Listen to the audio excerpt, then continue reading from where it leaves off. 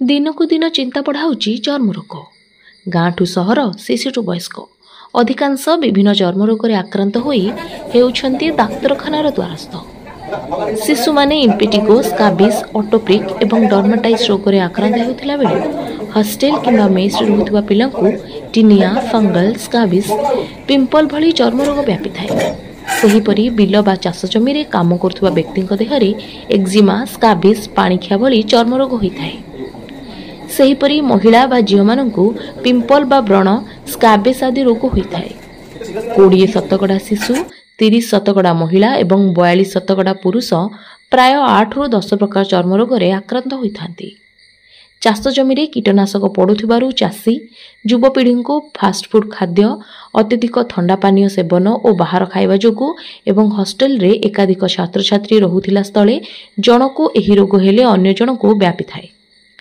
सेहीपरि महिला माने रोषेई घरे काम कला बेले झाड़ार शिकार होइथांती।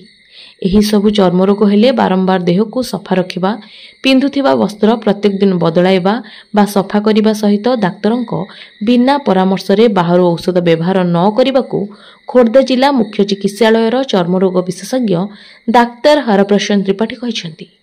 वर्षको प्राय 50 ରୁ 60 हजार चर्मरोगी खोर्धा जिलार मुख्य चिकित्सालय को चिकित्सा निमंते आसुछंती। सेमानक भितरु गोटे गोटे रोगी को भल हेबा पई 1 सप्ताह लागुथिला बेले गोटे गोटे चर्मरोग भल हेबा पई 6 मासरु 1 वर्ष लागि जाइथाय। विशेष करी ग्रीष्म ऋतु और वर्षा ऋतु चर्मरोगी संख्या अधिक। जे कोनसी रोगर पीड़ित हेले स्थानीय सरकारी डाक्तरखाना किंबा जिला सरकारी मुख्य चिकित्सालय रे विभागीय डाक्तरंक परामर्श नेबाकू डाक्तर त्रिपाठी रोगी मानकू परामर्श दैछंती।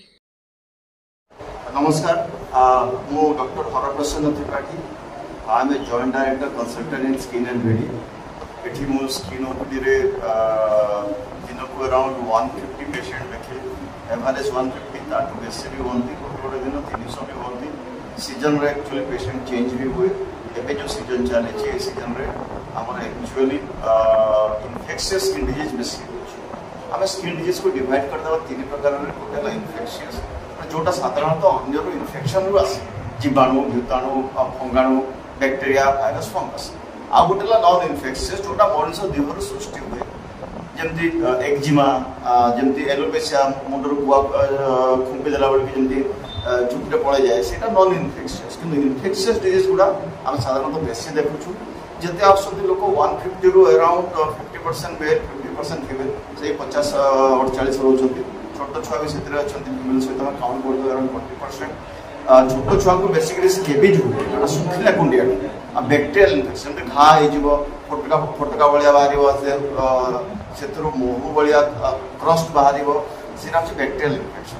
रात कुंडे हम, देह सारा कुंडे हम, देहर मुंड गोड़ सब कुंडे हम, से स्केबिज। से छोट छुआ को बेसी हुए, हॉस्टेल छुआ को बेसी हुए। से हॉस्टेल रहती, से मिसिकी रहती, केयर कम थाए, से जगह कॉमन ड्रेसेस, कॉमन बेड से इन्फेक्शन व्यापे पानी द्वारा जाए। सर प्रतिकार होची हमें सफा सुतरा रहबा माने जादू। आजिकल गोटे रोग चलछि जादू।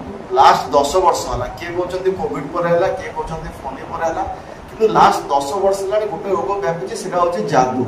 जहाँ को देखियो गोड़ संतार राउंड राउंड हेछि, कि कोछि टंका भलिया, कार पिठा भलिया, कार जंघरे हेछि, कार नाखरे हेछि, कार छाती हेछि, कार मुहरे हेछि। एई रोगटा स्किन रे जते मु 150% देखुछि, 100 जन सेथिरु अछन्ती, माने मोर देन 80%। तो एई रोगटा बेसी व्यापुछि। एइटा हमर प्रथम जे होला जादूटा पड़ी जाइछि, रेजिस्टेंस हेछि, मृत्यु होला हम सफा रहनु एंड प्रॉपर होला ट्रीटमेंट 3 मास दरकार हम से करूनु।